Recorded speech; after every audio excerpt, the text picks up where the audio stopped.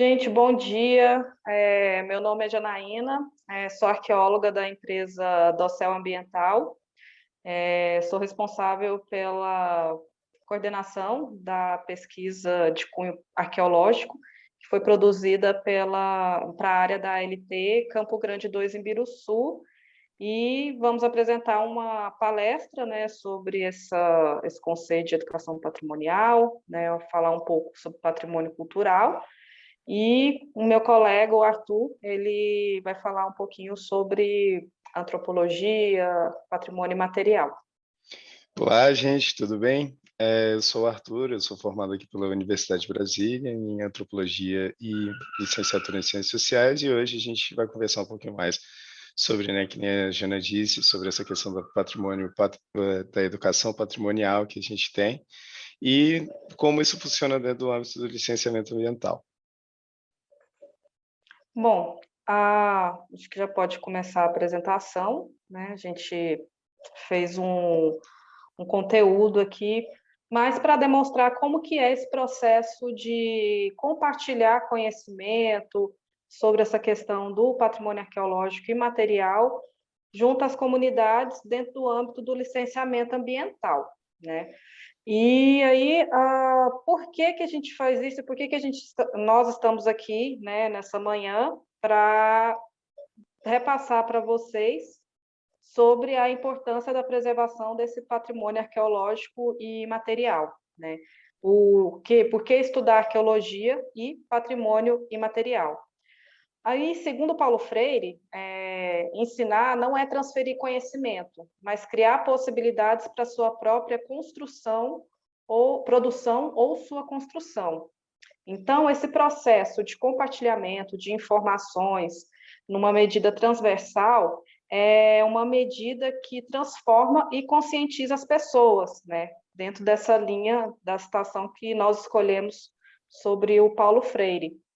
Então, dentro do âmbito do estudo arqueológico e de patrimônio cultural, foi observado que a educação é a principal ferramenta para contribuir para a preservação desse patrimônio.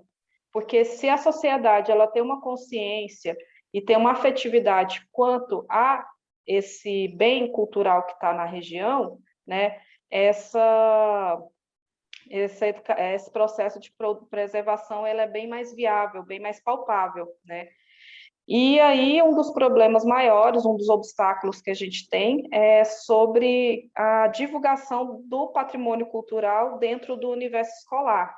Por isso que a gente está fazendo essa divulgação, esse trabalho que a gente chamou de capacitação junto aos professores, né? Para verificar como a gente pode ver um outro viés, um outro caminho para que esse assunto sobre o patrimônio arqueológico e o patrimônio cultural possa ser maior divulgado junto ao público escolar, né? E dentro dessa perspectiva foi feito esse processo que a gente chama de educação patrimonial, né? Que mais para frente eu vou explicar como que especificamente no empreendimento a gente conseguiu encaixar essa educação patrimonial e o porquê ela é exigida dentro dessas concepções aí da questão da preservação e da educação patrimonial, né? Aí, esse processo de educação patrimonial, ele surgiu, essa consciência, já na formação do IPHAN, que antigamente era o Serviço de Patrimônio Histórico Cultural, que atualmente é o Instituto do Patrimônio Histórico Artístico Nacional. Aí a gente vai fazer um breve histórico, né, como que se deu esse processo de conscientização, né, desde esse período da década de 30, que foi a inauguração do IPHAN, né, a antiga secretaria, até as portarias atuais, né. Na década de 30, o Mário de Andrade, que foi um dos criadores do Instituto do Patrimônio Histórico Artístico Nacional, ele percebeu que a educação era uma ferramenta para a melhor preservação de bens tombados ou bens culturais, enfim. Só que ele tinha um viés muito dessa divulgação a partir de museus e tombamentos de prédios, né, antigos, históricos, né, e coleções arqueológicas. Então, esse viés preservacionista era nisso, era apenas numa perspectiva mesmo de cuidar, né, de fazer esse tombamento e divulgar junto aos museus, não uma perspectiva maior de socialização. Só que aí na década de 80, 70, foi criado o Centro Nacional de Referência e Cultura. E aí o objetivo desse centro era mapear essas manifestações culturais para que houvesse uma identificação sobre uma identidade cultural do país, mas de uma maneira bem generalista, né? Mas já era um processo já que estava em desenvolvimento, né?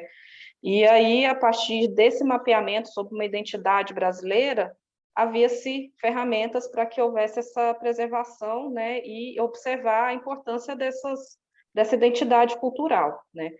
E aí, nos anos 80, a partir do projeto de integração, já houve um processo de socialização, né, em que foi visto que era importante a participação do MEC dentro de um cunho educativo, né, e observar que não havia somente uma identidade cultural, mas, na verdade, uma diversidade cultural. Cada estado, às vezes até cada município, tem manifestações culturais e tradicionais distintas, né, então o país foi observado que é uma perspectiva multicultural, né? E aí, já na década de 90, há, de fato, né, a sistematização dessa educação patrimonial, feita por Horta, Gruberg e Monteiro, né, que são uma das referências, né, principais da educação patrimonial que a gente utiliza, tanto na arqueologia como também na antropologia. E aí, esses autores criam o guia básico da educação patrimonial, que até hoje é utilizado. Então, foi um marco, né, essa obra para que houvesse essa maior aplicabilidade da educação patrimonial. E aí, a partir dali, com o desenvolvimento da arqueologia, que a gente chama arqueologia de contrato, vários projetos de educação patrimonial foram se desenvolvendo, e foi necessário, em 2009, criar, né, ter essa publicação do Decreto 6.844. Então, houve uma ampliação dessas ações educativas para a preservação do patrimônio cultural, e o Estado ele é colocado como o principal responsável para essa preservação, né, nesse processo participativo e intersocial. E aí, atualmente, nós temos a instrução normativa que sistematizou, né, quando a gente pega um projeto, né, é necessário seguir a IN 01/2015, e lá tem um item repassando todas as diretrizes que a gente tem que seguir para fazer essa educação patrimonial, que é dentro de uma perspectiva mais colaborativa e transversal. E um grande ganho foi atualmente a portaria 137, que é exclusivamente para a educação patrimonial. Então, percebe-se assim que houve essa evolução, né, desde a década de 30, que, desculpa, tinha esse viés mais apenas de tombamento, museu, até chegar nessa consciência, né, de multicultural e transversal sobre o processo educativo dentro da questão da preservação do patrimônio cultural. E aí, o conceito de educação patrimonial, pela portaria, né, os processos são processos educativos formais e não formais, construídos de forma coletiva e dialógica, que tem como foco principal o patrimônio cultural socialmente apropriado como recurso para a compreensão sociohistórica das referências culturais, a fim de colaborar para o seu reconhecimento, valorização e preservação. Então, a partir dali, esse conceito de educação patrimonial, ele consegue colocar um protagonismo desse aspecto cultural e, no caso, a partir desse protagonismo, é utilizado essas ferramentas, né, da educação para que tenha esse cunho de preservação. E o patrimônio cultural, que é esse que a gente tanto está falando, ele é composto de monumentos, conjuntos, construções e sítios arqueológicos. Então, são várias vertentes que são incluídas dentro desse conceito de patrimônio cultural, que tem um aspecto de importância histórica para a sociedade, né? Que tem que pegar e preservar essa questão da memória, identidade e criatividade dos povos originários e riquezas culturais, né? Pode passar. E aí, só uma reflexão que a gente colocou aqui sobre o poder do currículo escolar, né? Como a gente falou, né, eu falei no início da palestra, né, uma das ferramentas utilizadas é o público escolar para a aplicabilidade dessa educação patrimonial, né, dentro dessa educação dita como formal, né. E aí entra essa questão do currículo, né. Esse currículo, né, ele é ele vai além da questão da dicotomia entre a teoria e a prática, né? Que a teoria é um plano educativo e a prática é a materialidade do que está propondo a ensinar. No caso, todos os itens, né, que são colocados nesse currículo escolar, todo o conteúdo que é repassado para os alunos, ele tem um objetivo principal de formar um sujeito para uma determinada sociedade.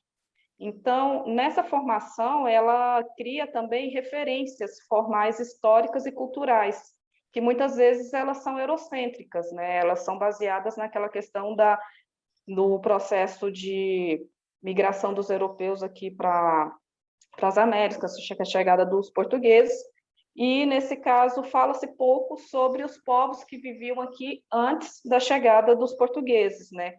Então, cria-se, assim, uma hegemonia de poder simbólico. Então, por isso, essa questão do poder do currículo escolar. É a partir desse conteúdo que é colocado nesse documento e o que é repassado para esses alunos é que o país, o Estado, ele cria, né, um modelo de sujeito que ele quer para uma determinada sociedade, né? E qual que é a relação da arqueologia, patrimônio cultural e com o currículo escolar? Alguns conhecimentos, eles são considerados legítimos, que é aquilo que está no currículo, outros não. E aí, dessa maneira, a escola, sendo essa reflexo da sociedade, delimita uma identidade nacional, como eu disse, muitas vezes eurocêntrica, excluindo, assim, diferentes culturas. Normalmente, sim, são de grupos indígenas, quilombolas, né, que fizeram parte da nossa formação. Aí, essa questão dos grupos pré-coloniais, tem que se ter consciência que esses grupos indígenas, que são parentes dos grupos atuais, eles estavam aqui 10 mil anos antes do presente. Então, são sociedades que fizeram parte da nossa história e que devem, sim, ter o seu protagonismo e ter uma preservação quanto aos vestígios que foram deixados, né? A sua cultura material, as suas tradições, né? Então, é necessário, assim, despertar uma consciência, um senso crítico de identificação cultural, a partir do momento que é repassado dentro desse currículo escolar que a história do Brasil é muito antes de 1500, a gente consegue perceber que essa identidade cultural é muito mais intrínseca, é muito mais diversificada, né? E envolve grupos que muitas vezes eles são excluídos, né? E aí, é por isso que é essencial essa valorização do patrimônio arqueológico. E aí, a partir daí, a educação patrimonial, apesar ainda de estar em passos lentos, possui esse caráter de auxiliar a ampliação sobre a consciência cultural e tradicional que o país possui. E aí, entrando nesse assunto sobre grupos de 10 mil anos antes do presente, né? Quem morava aqui antes de 1500, né?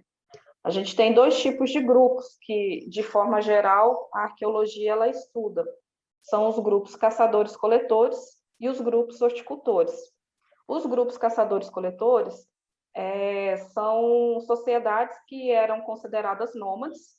Elas viviam em acampamentos ou em oficinas para a produção dos seus instrumentos que eles utilizavam no dia a dia para caça, para pesca, para a produção de alimento, para roupas, enfim, eles normalmente utilizavam a pedra lascada, o que na arqueologia a gente chama de material lítico, e aí eles faziam raspadores, pontas de flecha, machados, e ali eles sobreviviam, né, de uma maneira mais hostil, como pode assim dizer, né? E não tinha não é que não tinha uma organização social, essa organização social deles era muito mais dinâmica, baseadas principalmente no que o ambiente ia proporcionar, né? E era um ambiente normalmente muito hostil. E aí, com o passar do tempo, esses grupos se tornaram mais sedentários, criaram aldeias, né? Se estabeleciam normalmente próximos a rios e, com esse processo de sedentarismo, eles começaram a praticar agricultura, né? E são grupos que são muito parecidos, né, os costumes, com os grupos indígenas atuais, que a gente chama de grupos horticultores. E aí esses grupos horticultores produziam cerâmicas, são potes de barro para armazenar alimento, armazenar líquidos, né, para rituais também, né? E aí, quando chegou aqui os europeus, eles encontraram esse atual grupo, né, que a gente chama de horticultores. E cada grupo tinha uma característica, uma cultura diferente, né, e tradições diferentes. Repassando aquela questão dos povos, né, que estão aqui há mais de 10 mil anos, né, uma das coisas que o pessoal não tem muita consciência é como que eles chegaram aqui, né, no Brasil ou nas Américas, né. Uma das teorias principais é através da rota migratória pelo Estreito de Bering. Foi uma ponte de gelo no período da alta glaciação, entre 12 a 15 mil anos atrás, né? E aí, dentro desse período de 12 a 5 mil anos atrás, as populações da Mongólia atravessaram, né, saindo da Ásia até o Alasca. Então, foi durante vários anos aí, dentro desse ato de 12 a 5 mil anos, houve intensas migrações até chegar na América, que foi da Alasca, da América do Norte e a América Central e até a América do Sul. Então, é uma das teorias principais que são aceitas, né? E aí, as definições cronológicas sobre essas populações, né, é de 11.500 anos antes do presente. Essas análises se deu principalmente a partir de duas culturas que foram encontradas nos Estados Unidos, que é as chamadas pontas Clovis e as pontas Fonson. Essas pontas são aquele material que a gente chama de lítico, né, que é a pedra lascada, são pontas de flecha, né, que foram encontradas junto com enterramentos, né? E esses enterramentos associado o indivíduo a essa cultura material, a esse artefato lascado, né? Conseguiu-se uma datação de 11.500 anos antes do presente, né? E eles eram aqueles grupos caçadores-coletores de animais de grande porte, que na época era o período da megafauna, né? Então, essa principal, né, a teoria, né, para comprovar que essa é a datação mais antiga, né? E aqui no Brasil, quando você vai fazer o comparativo do que foi encontrado lá nos Estados Unidos, que é considerado como a datação mais antiga, as informações das pesquisas arqueológicas batem com o que é oficialmente repassado, né?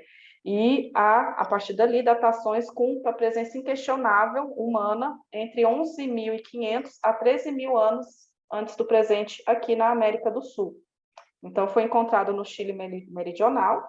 Aqui no Brasil, as principais áreas foi em Lagoa Santa, onde foi encontrada a Luzia, que é essa reconstrução da Luzia, né, que foi um crânio encontrado em Lagoa Santa, em Minas Gerais, que foi um marco, né, que infelizmente, devido ao incêndio que ocorreu lá no Museu Nacional no Rio de Janeiro, né, o crânio ele foi queimado, né, sobrando pequenos fragmentos, mas a partir de um estudo conseguiu fazer essa reconstrução, né, e em Santa Helena, no Mato Grosso, né. Aí, especificamente sobre a Luzia,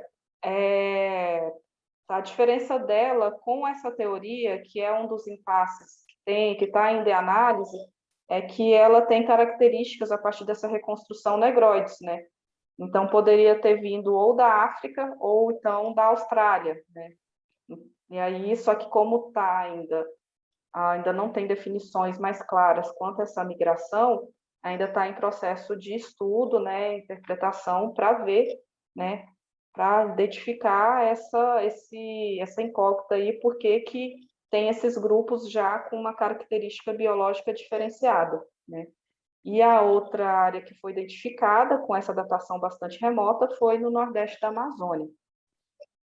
E um dos locais mais importantes também, além do local onde foi identificada a Luzia, no Piauí, em São Raimundo Nonato, que também possui datações bastante remotas, mais remotas até do que foi oficialmente estipulado lá com as pontas Clovis e Fonso, nos Estados Unidos, né? Ela é a primeira missão franco-brasileira feita, que foi produzida no estado do Piauí, né? Ele é um complexo de sítios arqueológicos, tem mais de 1.200 sítios, o maior complexo de sítios de arte rupestre, que são locais em que são identificados pinturas feitas pelos grupos caçadores-coletores, de muitos anos atrás.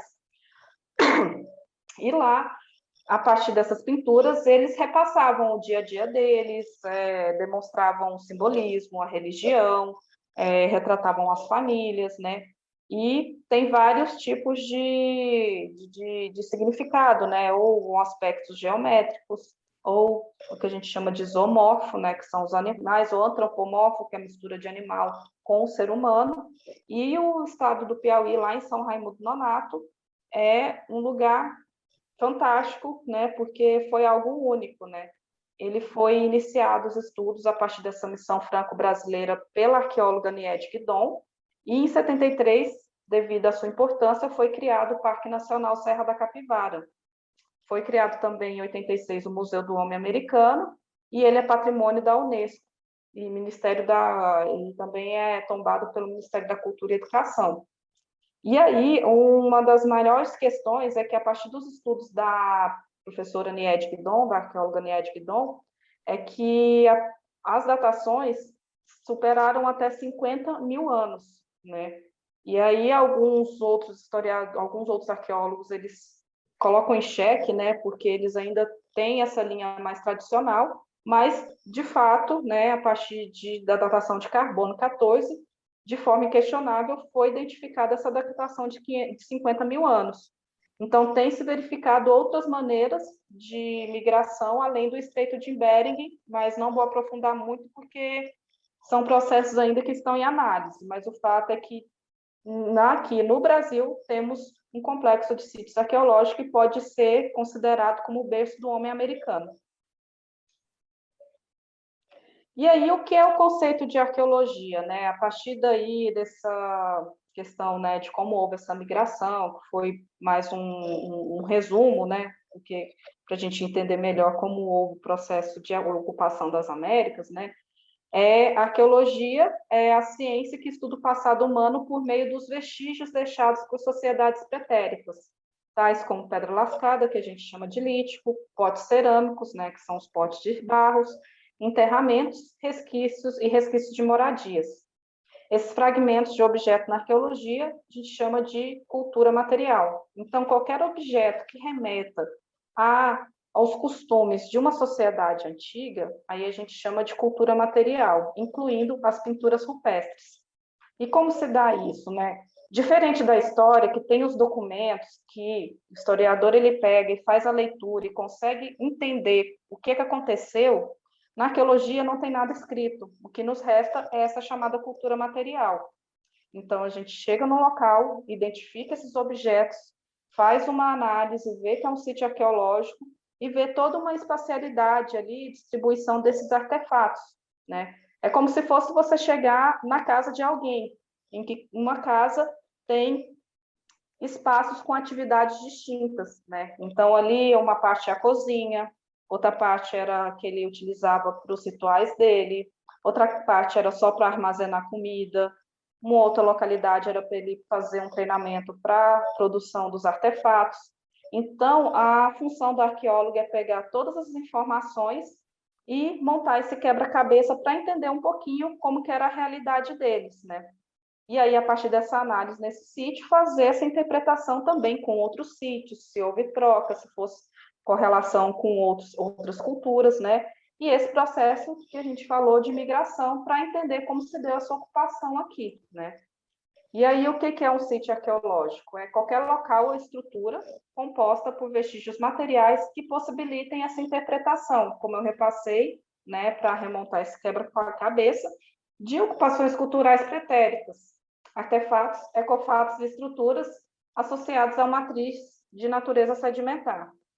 Essa questão da matriz da natureza sedimentar é que, normalmente, o material está debaixo da terra, que, com o passar do tempo, né, com a mudança de clima e mudança da paisagem, esse material que outrora estava na superfície, né, esse material ele é tapado por um sedimento. Por exemplo, se tem um morro próximo à localidade, né, numa área de platô, que é o sítio, com o tempo, esse sedimento que está no morro vai cobrindo de tempo em tempo, né, até criar várias camadas, assim, que tem sítios arqueológicos que têm profundidade de 2 metros, né. E aí há distintos tipos de sítios arqueológicos, que são os pré-históricos, né, que são aqueles ligados a grupos caçadores-coletores, né, que são chamados paleolínticos, tais como grutas, lapas, sambaquis e abrigos sobre rochas. Né, os sambaquis, eles são sítios encontrados normalmente em litoral, né, e eles são montículos, né, de conchas, e essas conchas eram a alimentação que os antigos moradores utilizavam. E aí, com o período, né, devido né, a ação do calcário, né, dessas conchas, ele fica esse formato de montículo, porque era como se fosse uma lixeira lá que eles jogavam tudo, né? E aí ali a gente encontra não somente conchas, mas também artefatos, alguns enterramentos, né? Cerâmica, enfim. E aí, há desses 2 tipos, que são os grupos nômades, os caçadores-coletores, como eu tinha repassado, e os grupos horticultores. E também tem os sítios históricos, né, que são aqueles sítios que são classificados também de relevância, né, histórica e cultural das sociedades viventes, e são associados após a chegada dos europeus, né? Então, são os quilombos, as fazendas, as igrejas, praças, casarões, cemitérios.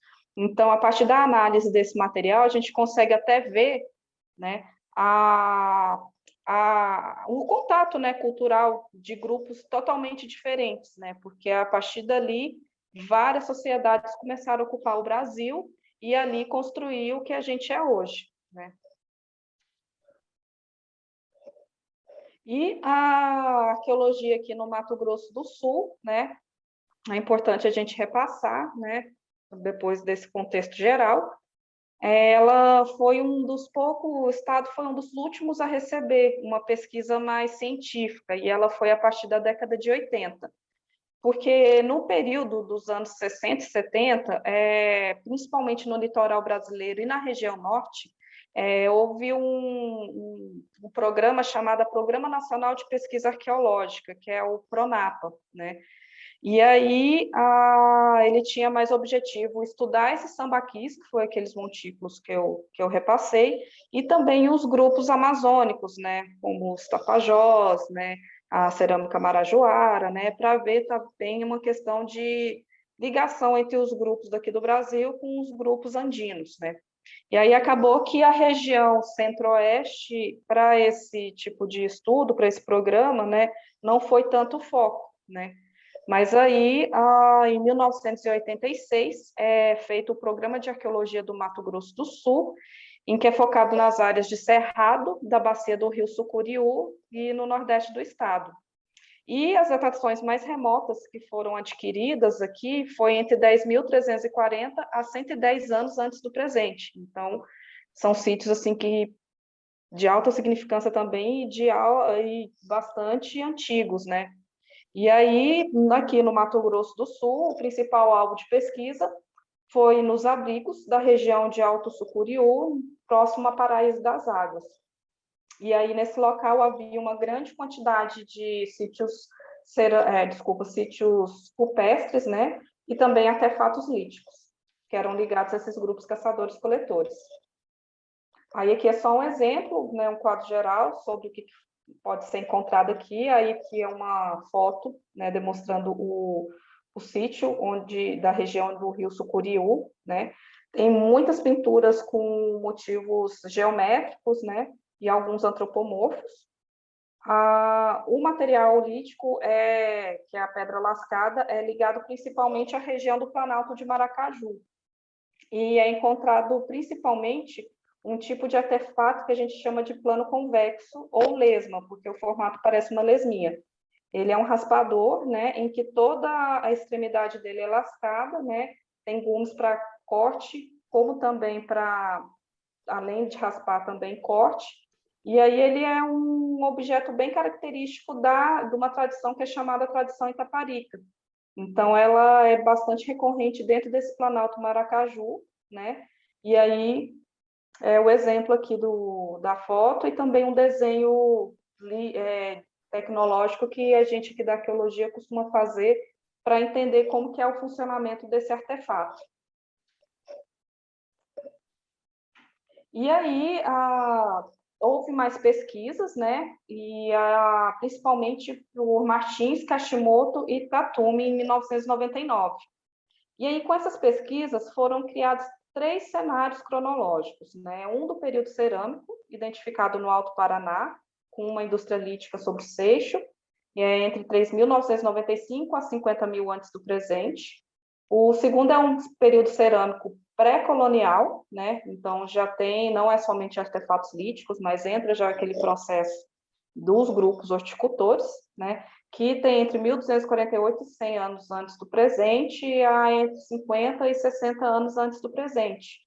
E o período cerâmico que é pós-descobrimento, né? Que são essas cerâmicas, como repassei de grupos pós-contatos com o europeu, que aí tem esses contatos também, né, a partir da técnica da produção desses artefatos, ele tem essas características culturais não só dos índios guaranis, mas também dos europeus que estavam aqui, né? E é encontrado principalmente na margem esquerda do Rio Paraná. Aí aqui, indiscutivelmente, a maior quantidade de artefatos encontrados aqui no Mato Grosso do Sul é o material cerâmico, né, que são os potes de barros. E aqui, uma das características é que há uma variabilidade quanto à ligação desses artefatos com grupos culturais distintos, né, que a gente chama de troncos linguísticos, né. Então, a partir daqui eu vou repassar algumas tradições, né, e indicar que, de fato, né, tem características bem diversificadas. Então, foi um processo aqui de ocupação do estado do Mato Grosso do Sul pelos grupos indígenas bastante intenso.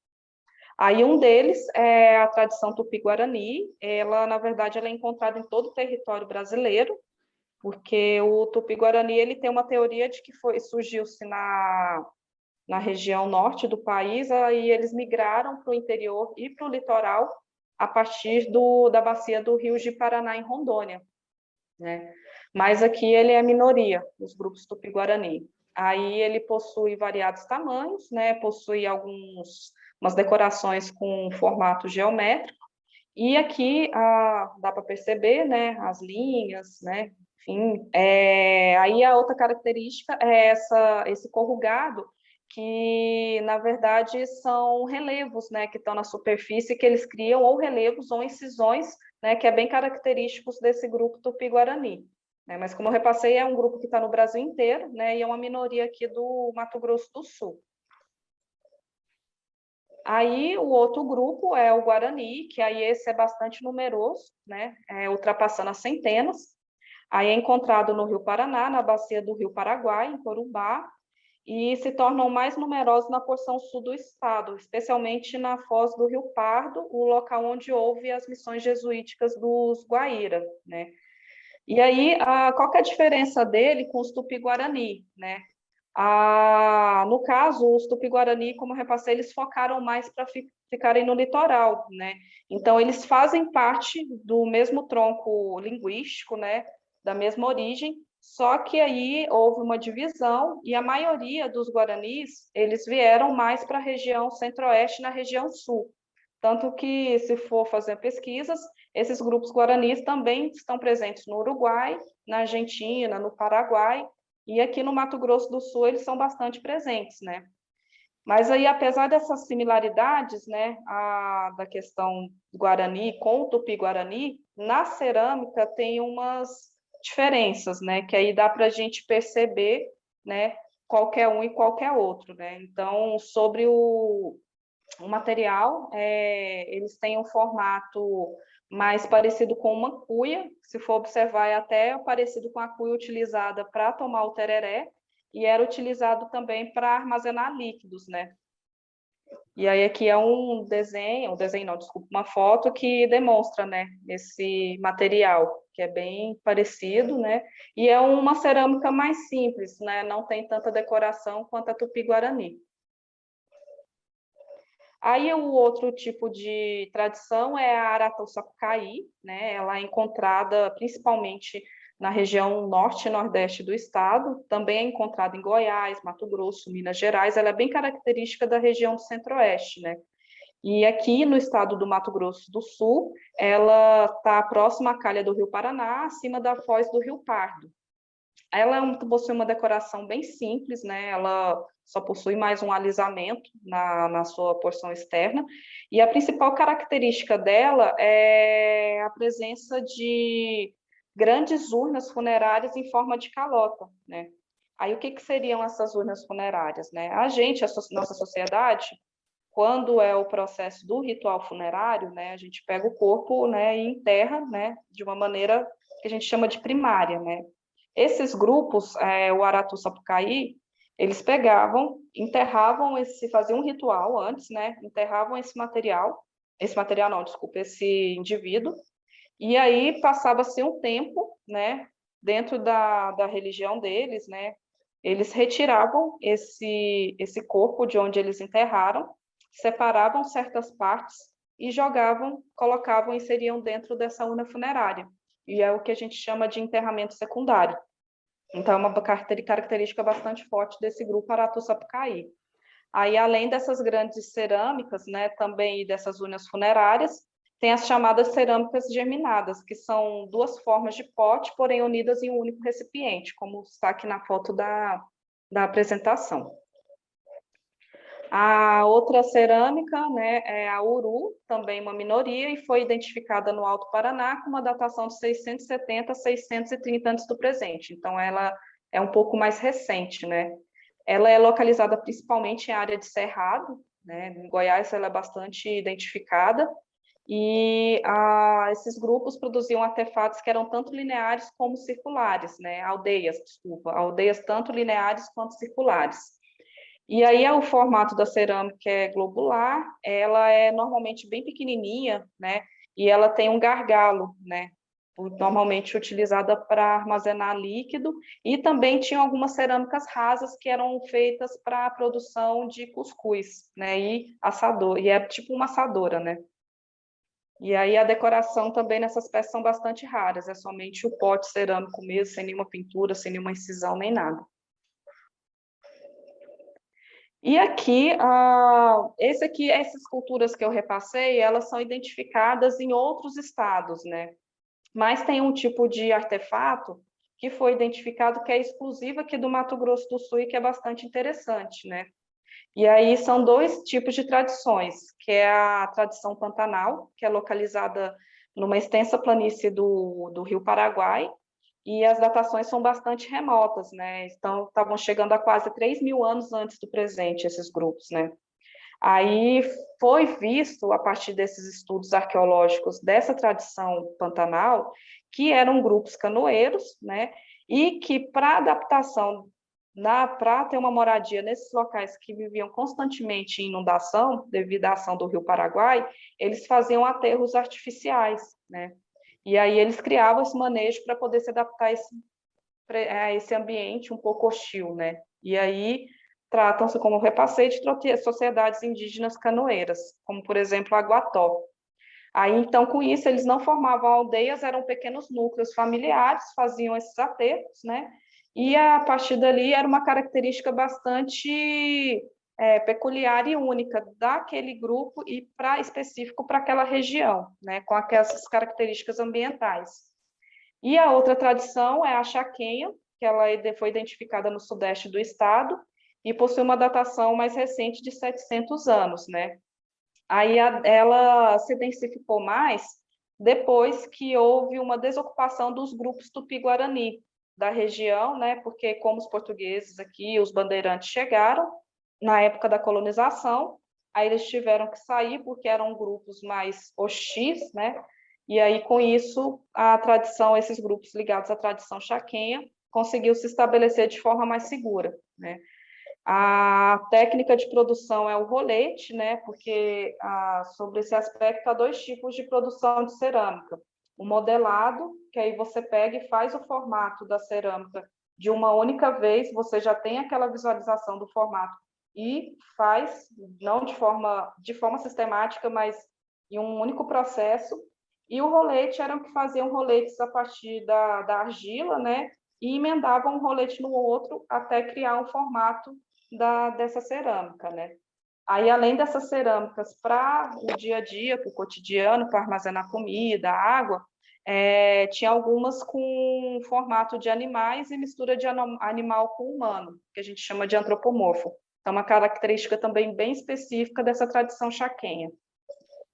Aí aqui algumas fotos, né, da cerâmica identificada, né, bem no abrigo, né, da tradição chaquenha, e esses artefatos com característica antropomorfa e isomorfa, que é bem específico aí desse grupo aqui do Mato Grosso do Sul. E sobre o Planalto de Maracaju, né, eu vou repassar aqui agora, mas já é de grupos caçadores-coletores. É uma formação geológica, né, em que esses grupos eles optavam em morar nessa região, né?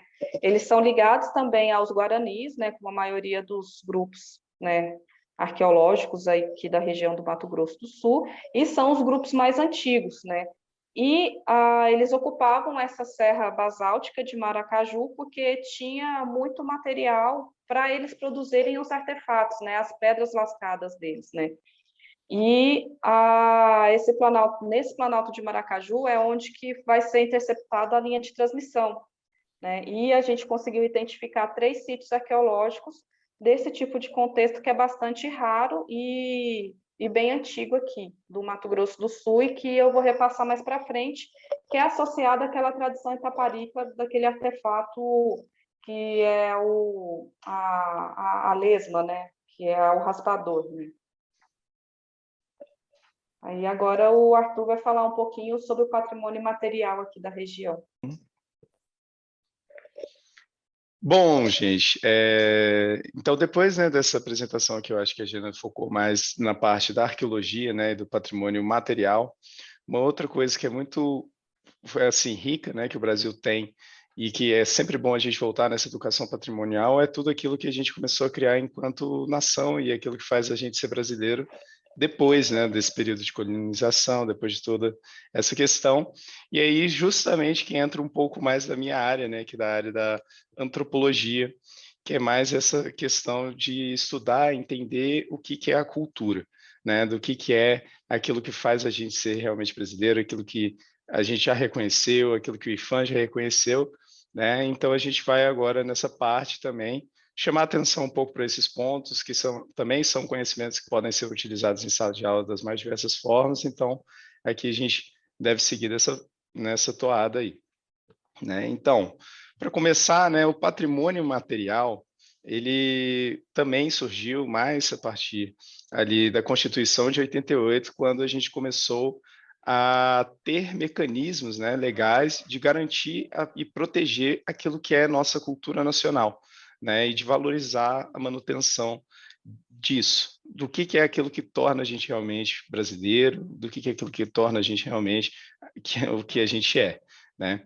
Então, o que a gente pode dizer primeiro que patrimônio material é o conjunto das práticas, das representações, das expressões e do conhecimento das técnicas, né, do seu patrimônio cultural.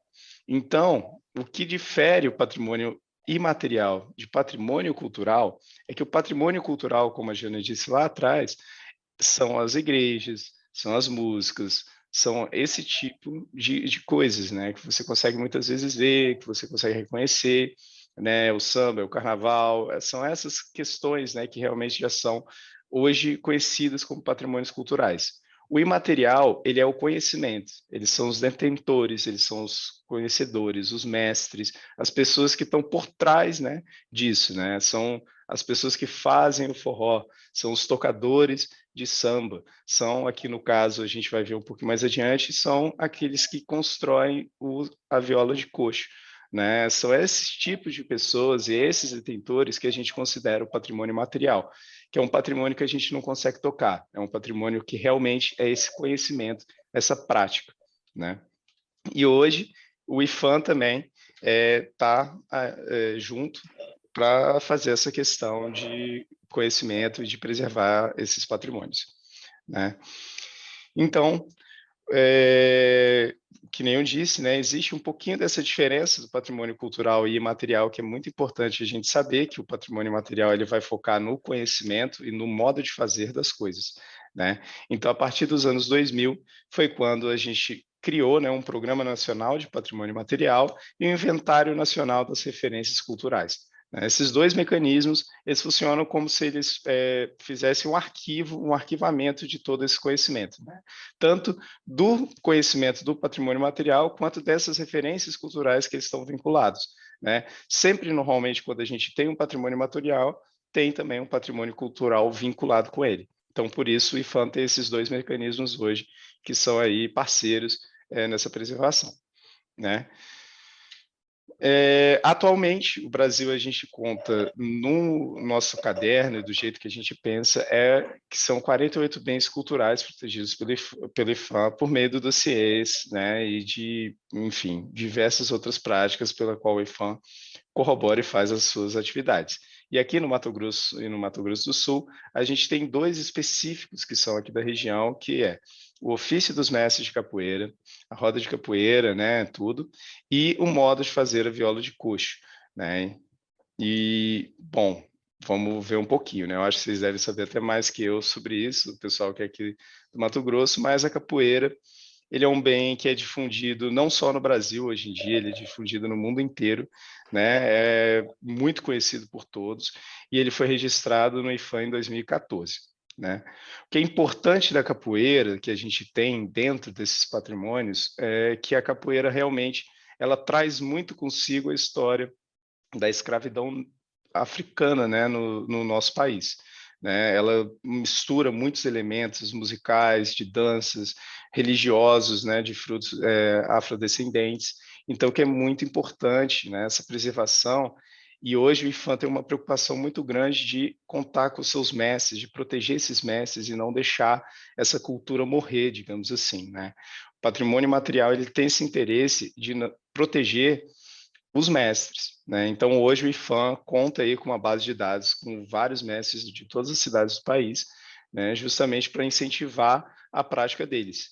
A gente sabe que tem muitos desses mestres que hoje têm que fazer outras coisas, têm que fazer outros empregos e não conseguem viver só da capoeira. Então, uma forma de se valorizar esse conhecimento foi justamente por meio do IFAM, de fazer esse registro e de fazer, né, que nem eu disse, esse dossiê, que é mais ou menos como se fosse um grande registro de tudo que é para ser um mestre de capoeira, né? Quais são os instrumentos, os movimentos, e toda essa questão, né, que a gente tem da capoeira. Né? Eu não vou me atentar muito aí para dentro da capoeira em si, que eu acho que ela está muito no ideário do Brasil, né? Então a gente já conhece muito bem, mas é sempre válido e muito importante a gente pensar como usar a capoeira dentro de sala de aula, já que ela remonta tanto da nossa história, né, pós-colonização e principalmente do período escravocrata brasileiro. E aqui, né, mais específico da região do Mato Grosso do Sul, é esse bem, né, que foi protegido, se não me engano, em 2009, não coloquei aqui, mas ele até antes mesmo da capoeira, por exemplo, ele já foi protegido pelo IFAM, que é o modo de fazer da viola de coxo. Né? Então, esses grandes mestres dessa viola, esses grandes mestres desse bem cultural, né, que é a viola aqui de vocês, eles hoje são protegidos. Né? Existe um dossiê também, com grande parte desse conhecimento já registrado, como os tipos de violas, como é feito, qual é a madeira utilizada, as cordas, quais são os instrumentos, quem são esses mestres, né? Então, hoje existe todo um dossiê já formado pelo IFAM, e que enfim, aí vocês podem ir atrás e tudo, pode até me perguntar, mandar e-mail depois para eu enviar para vocês, para conhecer, né, e entender o que é essa viola. Ela é um instrumento que foi considerado, e é considerado, né, pelo IFAM, fundamental nos gêneros musicais tradicionais aqui da região, do cururu, do siriri, né? Então, eles são cultivados, sobretudo nessas manifestações culturais, religiosas, né, de brincadeiras, de folias, que a gente sabe que são muito fortes aqui na região, e por isso, hoje, o modo de fazer da viola de coxo, seus mestres e tudo, são figuras fundamentais e protegidas dentro dessa questão do patrimônio material. Bom, né, e uma das coisas que chama atenção, né, nessa ideia de educação patrimonial que a gente quer trazer aqui para vocês é trazer um pouco mais para a realidade, né, do cotidiano, né, dos alunos, o cotidiano de vocês e algumas dicas, alguns caminhos de como a gente pode colocar isso dentro dos currículos, né, aqui que a gente tem. A arqueologia em si, ela já é uma ciência que nem a gente chama multi e interdisciplinar, né? Então, ela envolve muitas atividades disciplinares que a gente tem hoje no Brasil. A gente pode colocar isso em matérias como história, geografia, né? Quando a gente vai contar um pouco mais disso, mas a gente também pode puxar um pouquinho para geografia, a gente pode puxar até mesmo para a questão de artes e educação física, né? Se a gente pensar a capoeira, né, como uma matéria disso. Então, nesse âmbito de uma educação conscientizadora e colocando essa multidisciplinaridade que a gente tem, é muito bom a gente pensar em formas de dialogar, né, com todas as disciplinas que a gente tem e observar a possibilidade dessa educação patrimonial se expandir nessa integração entre os conteúdos que a gente comentou por aqui nas salas de aulas, né? Isso abre aí uma nova possibilidade de pesquisa, de ensino, de aprendizagem com os alunos, né, nos mais diversos tipos, e aí, assim, não tem nem muito uma fórmula de bolo, né? A gente aqui, como a gente faz uma atividade que é mais de início, de conscientização, de chamar atenção para isso, a gente não tem uma forma de mostrar, né, realmente, mas a gente trouxe aqui alguns jeitos, né, que podem ser inspirações aí para vocês no cotidiano, né? Uma das coisas que vocês têm aqui são vários mestres, né, de viola de coxo, pessoas que tocam, pessoas que fazem o instrumento, e uma das coisas que é sempre bom é as crianças verem, né, as pessoas mais jovens verem quem são essas pessoas, conhecer essa cultura que às vezes nunca viu, nunca ouviu mesmo. Eu pessoalmente, por exemplo, que sou aqui de Brasília, não conhecia, fui procurar mais saber depois que eu entrei nesse projeto.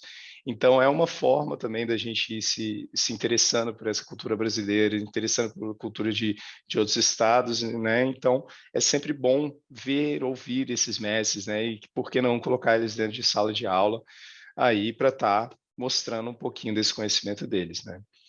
Outra consideração que a gente sempre faz é que hoje o Brasil conta com a Lei 10.639, né, de 2003, que coloca obrigatoriedade de ter nas matérias a história de cultura afro-brasileira e africana, né? E observando do jeito que a capoeira a gente vê uma ponte muito fácil e muito óbvia, né, entre essas duas questões, né? Para cumprir, digamos assim, com essa lei, um dos caminhos mais assim fáceis e de fácil interpretação pelas crianças e tudo é por meio da capoeira, né? Se você explicar então a história da capoeira, naturalmente você já vai ter que explicar a história do que foi a escravidão do Brasil, do que foi essa opressão, de como é que essa luta surgiu, né, em movimento de resistência, de movimento contracultural dessa questão colonial, né? Uma luta que foi durante anos na nossa história aí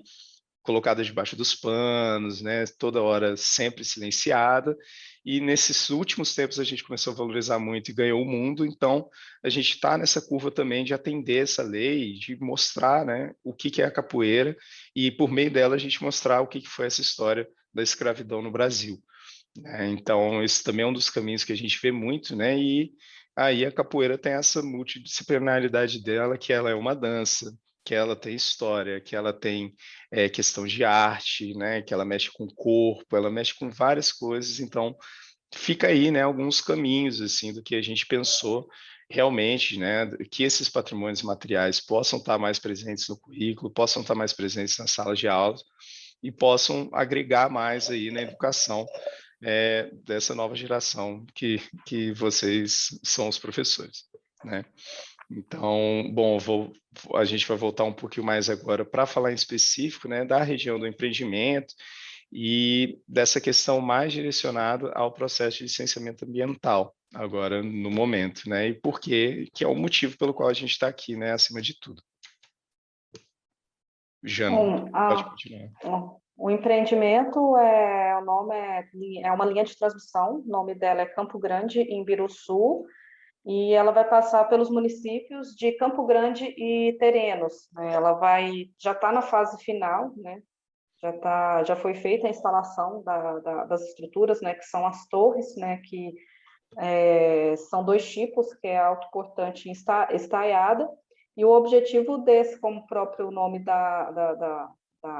do empreendimento diz, né, é uma linha de transmissão para que se chegue energia, né, para as localidades aí do Mato Grosso do Sul, né. Então, ela vai possuir uma tensão de 230 kV, né, e possui um vão médio, que é onde que vai ser instalada onde foi instaladas essas torres, né, de 500 metros. E o empreendedor responsável é a Neoenergia, né.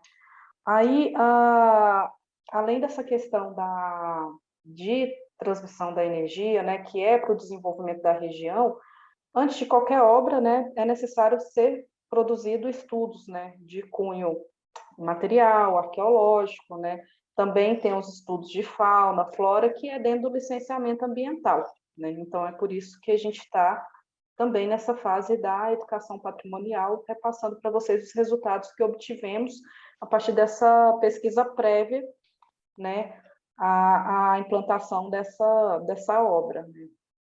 Aí aqui é um mapa, né, com a localização da linha de transmissão, né, dá para ver que pega Campo Grande e Terenos, né, e ela está dentro de um complexo de várias linhas de transmissão que é subsidiada aí pela Neoenergia. E a partir da pesquisa arqueológica, que a gente chama de prospecção, né, como que a gente faz esse levantamento? É enviado um projeto para o IPHAN, né, ele aprova, né, é publicado uma portaria no Diário Oficial, e a partir dali a equipe de campo vai ao local onde vai ser feita a implantação dessas torres, né, que é aquele chamado vão, né, e aí a partir dali faz um percorrimento nesse vão para verificar se tem algum sítio arqueológico. Se tiver algum sítio, o empreendedor, que no caso é a Neoenergia, responsável pela implantação dessa linha, ele deve fazer as medidas de proteção, né? E ou ele faz o resgate dos sítios arqueológicos, que é a escavação, como eu tinha passado anteriormente, que é fazer esse mapeamento, né, montar esse quebra-cabeça para entender como que era a sociedade do passado, tira esse material do local onde vai ser implantada a linha para que a linha não impacte esse sítio. Então, a gente faz o estudo e depois é repassado todos esses artefatos para um museu, ou então deixa o sítio como ele está, faz uma adequação da equipe de engenharia para que as estruturas não atinjam aquela área do sítio. Aí a gente repassa para o IPHAN, ele é registrado e é sinalizado com uma placa indicando que tem um sítio arqueológico. E aí, com essa pesquisa prévia, a gente identificou 3 sítios, que são Meia Lua, Córrego das Pedras e o Cecília. Esses 3 sítios são de grupos caçadores-coletores, né? Era predominante a presença de pedra lascada, material lítico, que é daquele artefato da tradição itaparica, lá do Planalto de Maracaju, que é o plano convexo, e além desses objetos que tinham a função de raspar, foi identificado também outros tipos de vestígios com funcionalidades distintas, né? Também para cortar, para furar, né? E eles utilizavam esses objetos durante o seu cotidiano, né? E aí, como repassei, tem esse processo de ou resgate ou preservação. No caso, houve a escavação / resgate do sítio Meia Lua e Córrego das Pedras, e o sítio Cecília não teve nenhum impacto, ele manteve-se preservado. Se vocês forem chegar lá no local, tem uma placa, né, indicando que a área é de um sítio arqueológico, né? Então, esses sítios, principalmente, que se mantêm preservados, como ele foi registrado junto ao IPHAN, e tem um relatório, né, com toda a descrição das características desse sítio preservado, outros pesquisadores, ou, por exemplo, uma universidade, ela pode retornar a esse local e fazer escavação para que pesquisas acadêmicas possam ser produzidas no local, né? Ou mesmo se tiver alguma obra, o IPHAN sabe que tem um sítio lá, e aí o empreendedor já vai pensar, né, sobre a viabilidade da implantação de uma obra nesse local, sabendo-se que tem um sítio arqueológico registrado lá. E aí, a partir da análise desses objetos que a gente fez, principalmente do sítio Meia-Lua e Córrego das Pedras, foi observado que o tipo de material, né, a técnica que eles utilizavam, eram bem parecidas, né? Então, podia se tratar provavelmente do mesmo grupo que utilizavam o espaço lá de forma dinâmica. E aí, os sítios também eles são bastante próximos, né? Se eu não me engano, acho que é em torno de 10 quilômetros de distância de um para outro. Aí aqui é um mapa, né, que a gente faz depois da pesquisa arqueológica, com a dispersão do material e cria-se uma poligonal desse sítio. Aí esse aqui é o do Meia-Lua, né? E aí tem os pontos aqui com o material arqueológico, né, que é o roxo, e o azul foi onde a gente fez as intervenções, né, para verificar se tinha material sob superfície, né, debaixo da terra. E esse sítio em especial, ele foi bastante rico, tanto pela diversidade de material encontrado, como também pela profundidade, né? Teve algumas sondagens que chegou-se a 80 metros, a 80 metros não, a 80 centímetros de profundidade, né? E ainda mais um contexto que é uma área para plantação de soja, que já foi revolvida, né, pelo arado, né? Identificar esses sítios e esses vestígios numa profundidade tão grande é bastante interessante. Aí aqui o outro sítio é o Córrego de Pedras, né? Essas colorações mais escuras é onde tem a maior concentração de vestígios arqueológicos. Esse não foi encontrado numa profundidade tão grande, foi sondagens, né, quadras mais rasas, né? E aí foi mais ou menos em torno de 20 a 30 centímetros de profundidade. E aí, essas quadras, como que elas são produzidas, né? A gente chega no local, primeiro identifica esse sítio, e aí verifica um local, uma área onde tem uma maior concentração, que a gente chama de ponto zero. Aí, a partir dali, é distribuídas essas intervenções, né, para a escavação desse sítio. Pode ser quadras de 1 por 1 metro. Caso seja identificada uma maior quantidade, a gente precisa fazer uma ampliação, então abre-se uma outra quadra de 1 por 1 metro do lado da primeira que abriu. A gente pode fazer também em formato de trincheira e também faz uma coleta do material que está em superfície. Então, faz todo um caminhamento nessa poligonal desse sítio, faz essa coleta, registra com GPS e aí a gente sabe certinho a localidade e o tipo de objeto que estava em superfície. E em subsuperfície também é a mesma coisa, a gente faz o registro numa etiqueta sobre, foi encontrado de 10 a 20 centímetros, tantos objetos, tira foto, faz croquis. Então, é um material, é uma pesquisa bastante detalhada, né? Mesmo nesse processo que a gente precisa, dentro do licenciamento, ser um pouco mais rápido, mas não é um processo de somente fazer um furo e tirar esses materiais. Por isso que é muito importante, quando se for identificar algum sítio arqueológico, deixar aquele material onde ele está e não fazer nenhuma intervenção, porque essa etapa de resgate e a coleta é preciso ter toda essa sistematização e todo esse cuidado para que a gente consiga fazer uma correlação entre um artefato e outro e entenda como que aqueles grupos ocupavam essa área, né? E aí o resultado é um mapa desse que a gente consegue ver a dispersão, tudo, e consegue lá em laboratório fazer interpretações quanto à utilização desse espaço associado aos objetos. E aqui o último é o sítio Cecília, né? Como eu repassei, ele não foi resgatado, ele vai ser preservado, né? A gente conseguiu fazer a delimitação dele, né? A partir de algumas intervenções bem pontuais, né? Que a gente chama de poços testes, mas não chegou a fazer uma escavação. Então, esse sítio, futuramente, para algum pesquisador, um arqueólogo queira fazer, ele pode mandar um projeto para o IPHAN, solicitar uma portaria, e fazer essa pesquisa arqueológica aí, porque é uma área bastante rica também, né? Então, tá lá para futuros arqueólogos aí que tiverem interesse para fazer essa análise da área. Aí aqui é só para repassar, né, essas etapas que eu indiquei, né? A primeira foto é a arqueóloga observando os objetos que estão em superfície, né, conferir se é material arqueológico ou não, faz-se a coleta, o georreferenciamento, depois faz-se a limpeza, né, do local onde vai ocorrer essas intervenções, né, e a partir dali faz essa escavação. Em alguns momentos, né, a gente tem que pegar e fazer um método que chama de por níveis naturais, né? Se tiver uma concentração muito grande de material, ou perceber que aqueles objetos estão bastante preservados, o ideal é paralisar e fazer com a colher de pedreiro, com um pincelzinho, algo bastante delicado para que você consiga perceber essa dispersão desses objetos, né? Pode voltar um pouquinho, por favor? Aí, tem aqui uma quadra, né, já no, né, que a gente chama, né, ampliada, e aí tem um outro método que a gente, né, utiliza com auxílio do auxiliar de campo, né, ele faz essa escavação com uma enxada com níveis já pré-definidos, de 10 em 10 centímetros.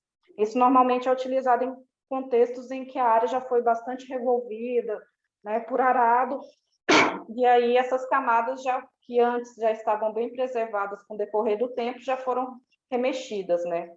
E aí no final, quando é feita essa escavação ou por níveis naturais com a colher de pedreiro ou níveis artificiais, que é esse de 10 em 10 centímetros, a equipe de arqueologia peneira, né, e verifica também se tem algum material nesse sedimento, né, que foi retirado.